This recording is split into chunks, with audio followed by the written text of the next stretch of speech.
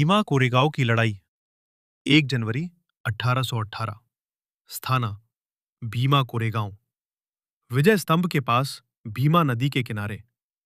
युद्ध British east India company और बाजीराव द्वितीय की सेना के बीच। ईस्ट इंडिया कंपनी की टुकड़ी में विभिन्न समुदायों के सैनिक थे, जिनमें महार सैनिक भी शामिल थे। पेशवा सेना की संख्या कंपनी की टुकड़ी से कहीं अधिक थी, लेकिन अलग-अलग स्रोतों में सैनिकों की संख्या के बारे में अलग-अलग आंकड़े मिलते हैं।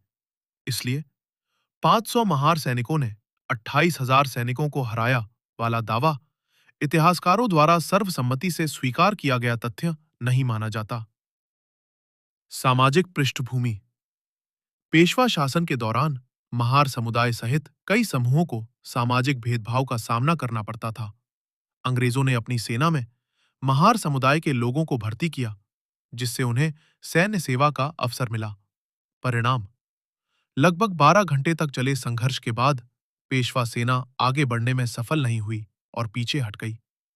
इस युद्ध के बाद तीसरे आंग्ल मराठा युद्ध में पेशवा सत्ता का अंत हो गया। ऐतिहासिक महत्व युद्ध में मारे गए सैनिकों की स्मृति में अंग्रेजों ने एक विजय स्तंभ बनवाया। भीमराव रामजी आंबेडकर ने 1 जनवरी 1927 को इस स्मारक का दौरा किया। इसके बाद से यह स्थान विशेष रूप से दलित समुदाय के लिए आत्मसम्मान, वीरता और सामाजिक न्याय के प्रतीक के रूप में महत्वपूर्ण बन गया। हर वर्ष 1 जनवरी को बड़ी संख्या में लोग यहां एकत्र होकर शहीद सैनिकों को श्रद्धांजलि देते हैं।